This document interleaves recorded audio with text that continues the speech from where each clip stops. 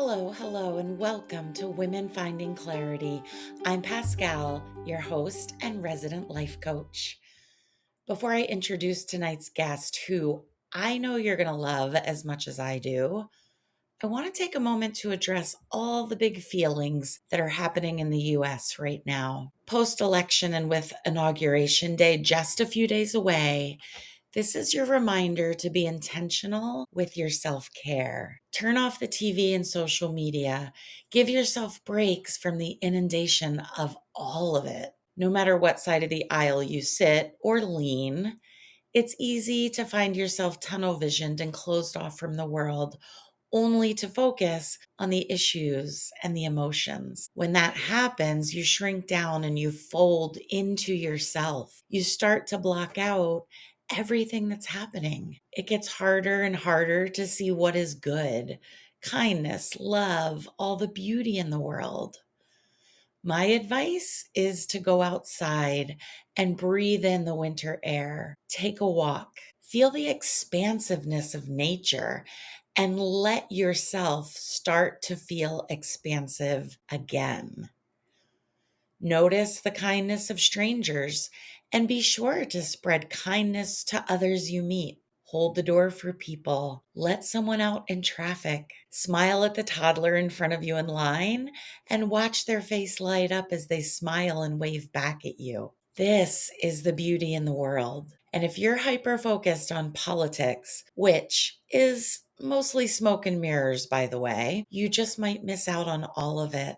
When you don't make seeing and being what's right and good in this world, it's a slippery slope to only seeing what you don't like. It becomes easier and easier to be judgmental, to put people in little boxes and only see them for their politics, when in fact, each of us is so much more than that. Each of us is a beautiful spirit who loves and who wants to be loved. And when we can start to see each other through the eyes of love, the world will become an even more beautiful place to spend this lifetime. My guest this evening is no stranger to upleveling how we move through this world. Francine Tirrell is a dynamic spiritual mindset coach, energy healer, and the powerhouse behind Forever Changed Coaching. With a knack for her tapping into her intuition and divine wisdom, Francine creates a sacred space where clients experience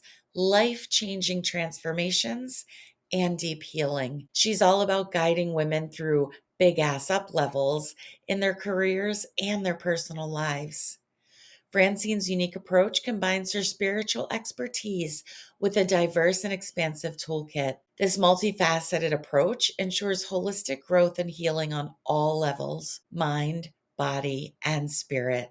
Francine empowers her clients to silence their inner critic, trust their heart, and feel safe as they chase their dreams. Known for her fun, compassionate, and intuitive style, Francine creates an environment that encourages women to let go of limitations and boldly step into the lives they've always desired. Whether through one-on-one coaching, group programs, speaking gigs, retreats, or corporate trainings, Francine is there every step of the way, helping her clients get out of their own way and manifest a life of abundance and fulfillment. She's a trusted guide leading women to connect with their higher power and achieve their biggest goals with clarity and purpose. So without further ado, please help me welcome Francine Tirrell.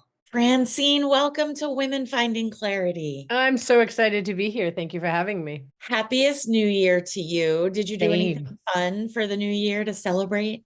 Uh, we were out during the day with my sisters and their partners, and we got home around 7 o'clock and we binge watched something on Netflix. And at 11:30, I looked at my husband. I was like, all right, so we're done. He's like, well, we almost made it to midnight. I was like, "Oh, you want to stay up 30 more minutes?" He was like, come on, it's almost midnight. And at like 11:45, I tried to do a countdown and he wasn't buying it. So I think I was in bed by 12:02. We turned on Dick Clark, which it's still Dick Clark, and did the countdown. And I was like, now can I go to bed? And I I'm a love night that so person, but New much. Year's has never been one of those forced things for me. Yeah, yeah. I love to stay up to watch the ball drop. And I mean, we were up because this is the first year we didn't have all the kids home for New Year's Eve. And so I became the designated driver to go pick them up from their Ugh. plans. And I was happy to do it, honestly, because I knew they were all home safe, you Sure, know? absolutely. Yeah. Yeah. Well, I think So that's the thing too, is like being out at that time doesn't feel safe sometimes because even if you don't drink, you know others are, and it's just not worth it. Yeah. exactly. I headed out by 12, maybe 12:20, get them and get home Yeah. before everybody else Everyone else decided to left hit their the road. places. Exactly. Exactly. Yeah. Thankfully, it was all in the same Yeah. town. Nice. So, in the spirit of the new year and everything that you do that's so amazing, let's talk about breaking the addiction of busyness. I Yes. think that's a big one for the new year. Yeah. Let's talk about that. Why is that important to you? You know what? No follow up to that. Why Okay. important to you? Yeah. So I think, we're coaches and we have to have the niche, right? And I have always fought the niche and I'm like, I help women do all these things. And what I'm realizing is so many of them have this addiction to busyness. And I'm just really starting to hone more in on that. And the thing with addiction is, we are addicted to food, we are addicted to alcohol, we are addicted to drugs. But the difference is when you're addicted to those, you're a fat, drunk addict, right? There's negative connotations. But when you are addicted to busyness, and most of the women I work, most of my clients are women, you are a woman getting shit done. So you get the atta girls, you get accolades for being busy when Yeah. it is so depleting and it's hiding, just like food, alcohol, and drugs are hiding the thing that you need to work on. So is busyness. Often it's tied to self. For me, I will share, it was tied to my, and it probably still is because there's still some busyness there, but it is tied to self-worth. If I'm not doing, I'm not worthy. I Yes. had a situation a couple of years ago. I was supposed to go to an event and it was like a 3-day workshop that at the last minute I chose not to go and I don't even remember why. So I had 3 days on my calendar with nothing scheduled. So the first morning I get up and I'm reading my book. And about, I don't know, 20, 30 minutes in, I started to feel anxious and I said, oh, I have to go do something. Now I've done enough self-awareness work that I was like, well, you actually have nothing to do. Yeah. And I could feel the anxiety in my body. In the past, I would have just gotten up and started working because there's always something to do. So Absolutely. I'm an EFT practitioner. And for those that are listening that don't know what EFT is, also known as tapping, it works on the acupressure points on your body. You tap on those to get to the subconscious, to get to the root. So I was like, all right, here's a great opportunity to do some tapping, Francine. So I started tapping. And what I got to was, if I'm not doing, I'm not worthy. And I was like, all right, so we're going to sit here and continue reading this book because I also work with my clients about sitting in the uncomfortableness, right? So I had to sit and feel how uncomfortable it was. Just read a book. Yeah. And for anybody who's not watching on video, that was air Air quotes, quotes, just exactly. right. It's so important. And we do, especially as women, oftentimes measure our worth by our busyness. Right. And the other thing that comes up with that is the more you do, the more that is expected, Oh, right? 100%. Because if you give and give and give and give, and then the next time you don't want to give or you don't feel like giving, there's that expectation that you're going to give at least as much as you did the last time. You don't, in comes the guilt, the shame, the unworthiness again. Right. When we start creating those are boundaries, right? When we start saying no, gee, I can't do that. Well, why not? Right. Well, I mean, I remember the first time I said no to somebody.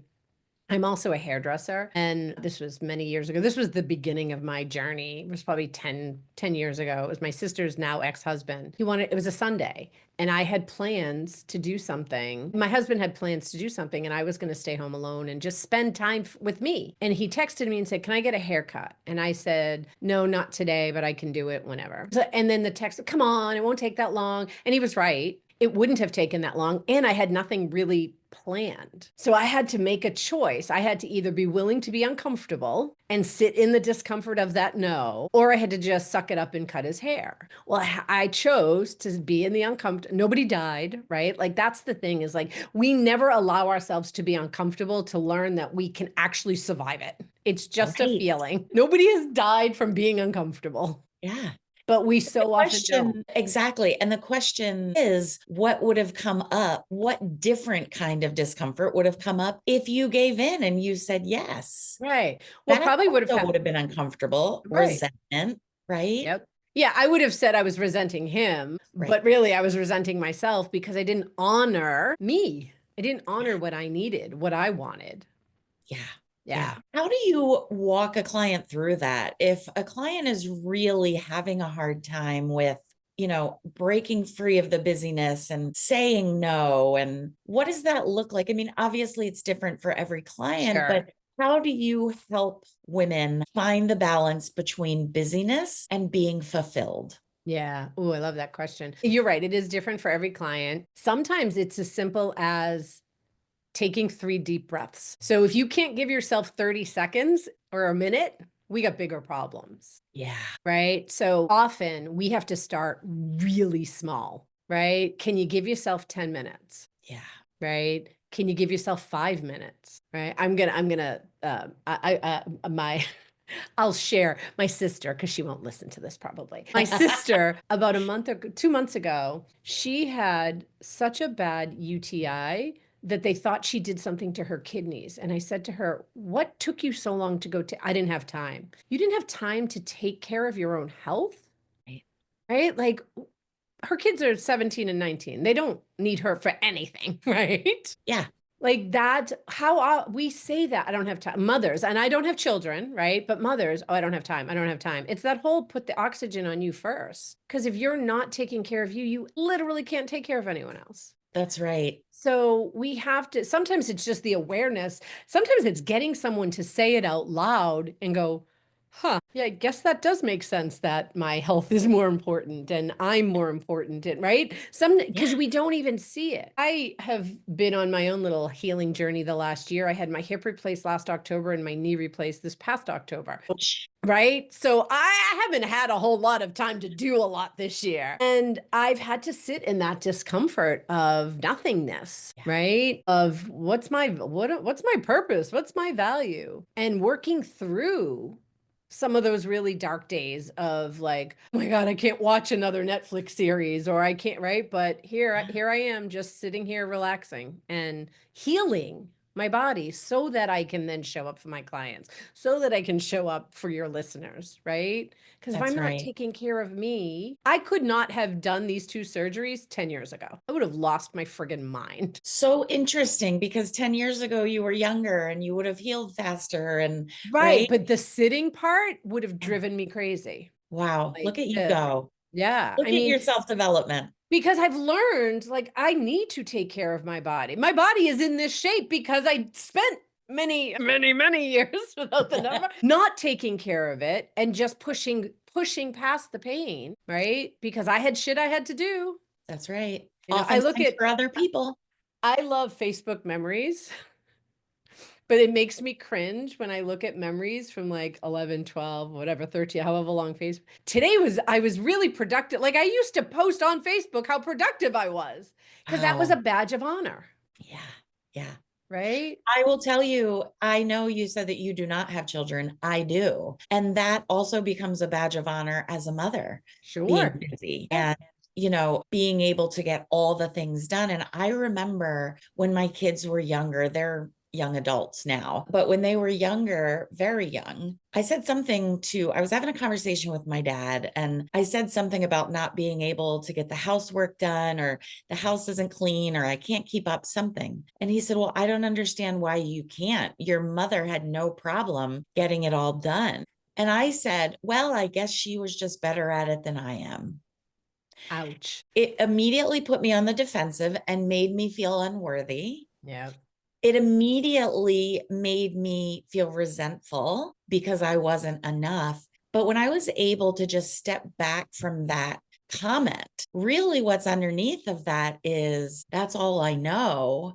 and why is it different for you? But the way it felt like it Landed, came at yeah. me put me on the defensive. And, in really sitting back and thinking about that, my mom could do it because, I mean, that was her energy, first of all. She called Yeah. her the Energizer Bunny because she never stopped. And we Secondly, do that as a badge of honor, and it's yeah, so not good. absolutely, Yeah. absolutely. Secondly, I had undiagnosed ADD. So I had trouble organizing my thoughts and my tasks. Sure. Yeah. Thirdly, she would stay up until all hours of the night, sweeping and mopping and all the things. And I'm a person who needs sleep. So I think really one of the most valuable lessons for me that came out of that is let's step out of the comparison. We Yeah. don't, when we think about comparison, we think about keeping up with the Joneses. This neighbor has this, so I need to have this. But it's so much trickles right over into our busyness, our Oh, worth 100. of being able to volunteer and keep a clean house and keep a tidy yard and all the things. Well, and I think social media has destroyed us in that comparison, right? Like I have Yes, so many clients that I'm like, okay, just because you're seeing it on social doesn't mean it's true. Like, what aren't you seeing? that's right. Right? Oh my God, they're doing so well in their business. Oh my God. I mean, I've had people say to me, oh my God, your business is taking off. And in my brain, I'm like, you should see the numbers, not this month, right? But what they're Right. seeing and what they're interpreting is one thing. And what I'm interpreting, right? Like the reality is I had a rough month or whatever it was, right? But you see me out there. So you assume, right? Just like when you see people doing all this marketing doesn't mean, right? I compared myself once to another coach. I was like, I wish I could do what that coach does. And a friend said, I've seen behind the curtains. It's not what you think, right? And I'm like, thank you for, like, I know that to be true, but Yeah. sometimes even I needed that reminder, right? Absolutely. Yeah. Absolutely. And what are even if behind the curtains is zhuzhy and Right. beautiful, how is your life different? And why does it make sense that yours doesn't look exactly like theirs? Like Right. your life, let's go back to kids. Your life would look very different from my life 10 years ago because Sure. I was in it with the kids Right. and you weren't, right? Yep. We need to all keep that in mind. Like, let's step out of the comparison because A, it doesn't help anybody, especially Right. yourself. B, we have very different lives, very different factors that play in. And C, we have very different perceptions through our own goggles Lens. of Yeah. life. Yep. Yeah, I have on rose glasses. You have on blue. exactly. I'd probably go purple, but absolutely. Purple. So would I actually. Thank you for clarifying that. Love you. And I think, I love sharing this story. When I was in coaching school, I was sitting shoulder to shoulder with one of my classmates, and the founder of the school was explaining a situation about a story about an event that happened earlier in the day. And I looked at my classmate and I said, wow, that was really great of him. And she looked at me and she said, what an asshole. And I was like, we just heard the same words from the same person at the same time and had two very different experiences because of our history, because of our experiences, because of our lives, Right. right? So, like the comparison thing, like you can look at something and I can look at something and we're going to have two different reactions to it because of our lives, because of the things that we've experienced in our life. That's right. It's so true. And we need to think about that in our personal life and in our work, our business life, whatever it is, especially when we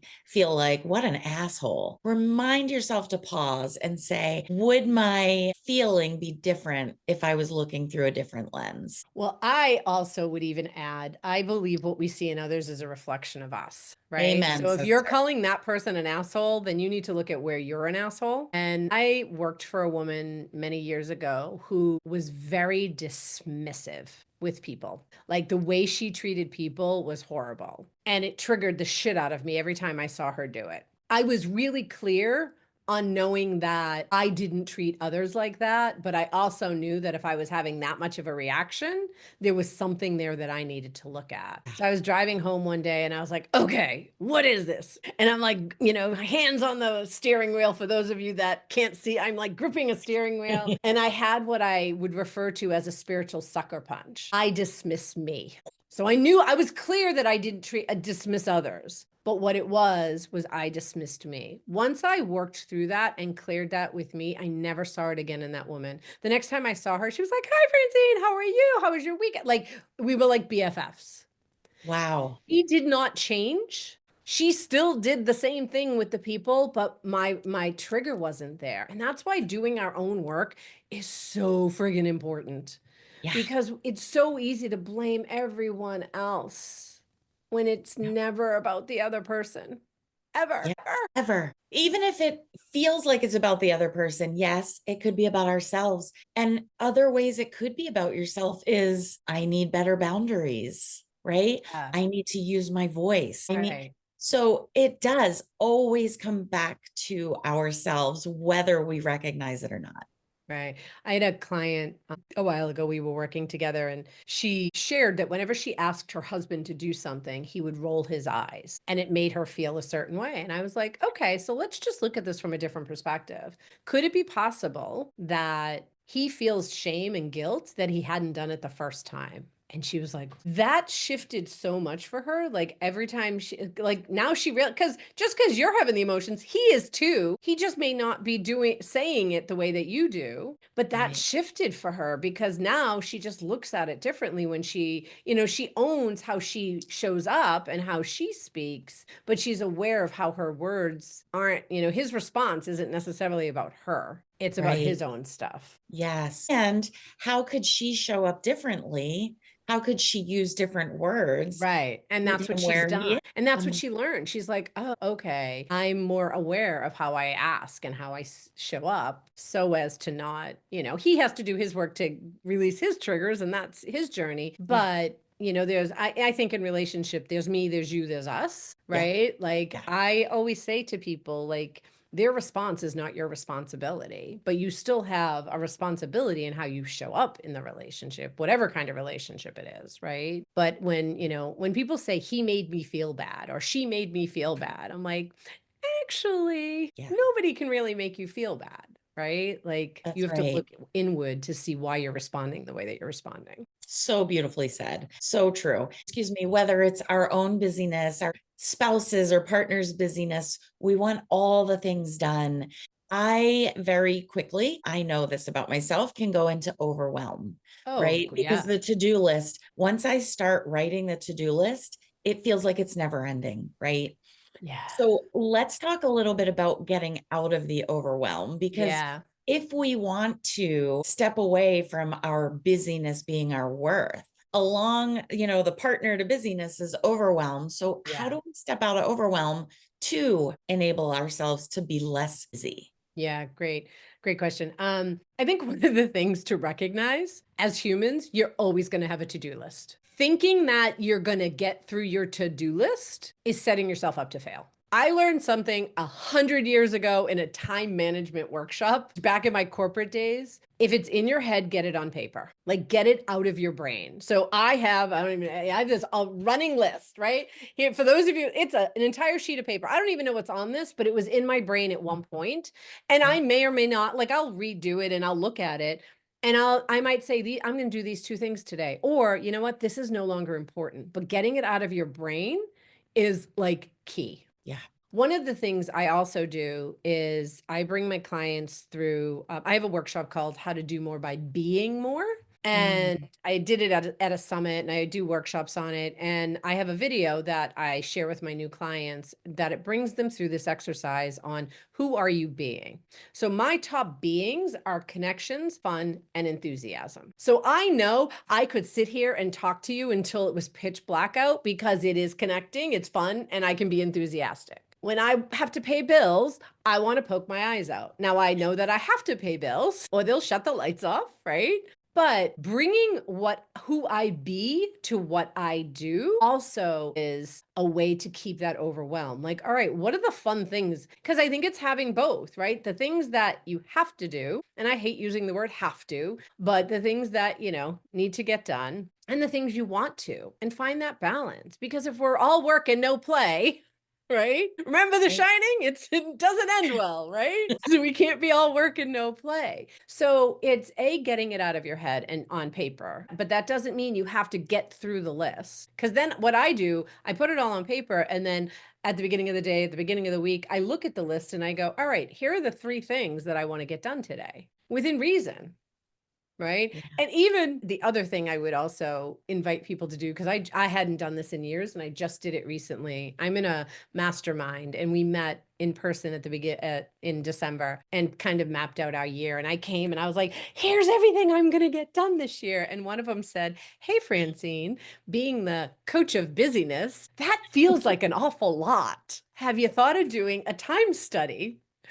And when I did the times, so I picked like the top 3 things. I think I'm at working 47 hours a week. Wowza. Right. So it's important to be realistic, Yeah. right? So it was very, I mean, I used to do time studies when I was in corporate, but I really haven't done it as an entrepreneur, right? Yeah. Because I'm just getting shit done. But when I did it, and I thanked her, I was like, thank you for doing that, because it really helped put things in perspective for me. Because I do, and I may get to the other things later in the year. And I knew it wasn't all Q1, but as entrepreneurs, we're like, and I want to do this and I want to do this, and oh, this has to get done. And then nothing happens That's because we right. get paralyzed in the overwhelm. Right. So it is important to be like, okay, here's my list of 20. I'm focusing on 2. Yeah. Right. I And I love think, that. and I think it's different for everyone, right? Like as business owners, okay, I might want to focus on what's going to bring me revenue and what's going to, light me up. Like I also have a podcast. I love my pod, like that lights me up. Doesn't necessarily bring me money, but it lights me up. So I'm going to continue to do that. But I shifted the way I do it. I do 1 recording a week. When I first started it in July, I just opened my calendar and whenever anybody scheduled was fine. That doesn't work, right? So now I do it 1 a week. Yeah. I still get to Beautiful. do it. And what I see there is you do what brings you joy with boundaries around it Yep. so it can continue to light you up. And I will add, my boundaries can be flexible, right? Like I have one woman, I only Absolutely. record on Wednesdays, and one person I'm going to record with, she's like, honestly, I can't. I'm like, that's okay. But it will be on like, I think she can do Fridays. It will be on a Friday that works for me, right? So having flexible boundaries, right? That doesn't mean you can walk on me, but that means, okay, I say I'm going to do it on Wednesday, but I can do it on a Tuesday or a Thursday if it's not a big deal, or a Friday or a Monday, right? So it's Absolutely. having that level of flexibility. And on the week that I do hers, I won't do another one on the Wednesday. Yeah. And what I'll add to that, I mean, such a really important thing to point out is if you are busy and you have every single day scheduled out to the 15-minute, you have no place to be flexible. And I will share with you, I am not the time blocking. That is something that has never worked for me. I'm trying to get a little bit better with it in 2025, just because there are things that I want to get done. But for me, the minute I time block, feels restrictive. I Yeah. need that space to allow myself to be creative. You said you have late diagnosis ADD. I probably have like my husband has ADD. I don't have what he has, but I have my own version of it. Yeah. Right. So I could be like, oh, this is fun. Now I want to do this. Oh, this is fun. Right. So if I had to be like, oh, nope, from 2 to 3, you have to work on this, that would feel restrictive to me. And that's not fun. Right. So for me, I want to do what's fun. I feel exactly the same way. And I think you probably have the same ADD that I have because I will start something and I will do it until it's not fun and enjoyable anymore. And then I'm done with that, whether it's completed or not. Yeah. Right. Here, And that's can if I I'm add to not that? using my tools and I'm not taking my meds. And what I would also add, because I know this in me, I don't know if it's the same in you. When it triggers something in me, in the I don't know how to do that, like my unworthiness, my not good enough, when it triggers something in me, when I get stuck, I automatically like, oh, let me go have a snack. Let me go on social. Then I have to go, okay, you're not actually hungry. So Yeah. let's look at what's going on. Because I can get into something, and then when it feels squirmy because it doesn't feel good, I may tap it out and see what's going on, because there's something else usually going on. Like often, I mean, for those that aren't listening, that aren't watching, but I used to weigh 300 pounds, so I don't anymore, right? So food is my solace. And it Yeah. still is, right? So I have an addiction to food, right? I've got that. So the busyness then, probably filled that when I lost the weight almost 30 years ago. So that filled that. So when I get squirmy, my response is, let me go get a snack. Yeah. Yep. And it has taken a while for me to do the check-in of like, huh, are you actually hungry? You're not. Go sit your ass back down. Yeah. Do Good for you. something. But Still it's though, yeah, having that awareness, even to just start with an awareness is a yeah, great place to start. yeah.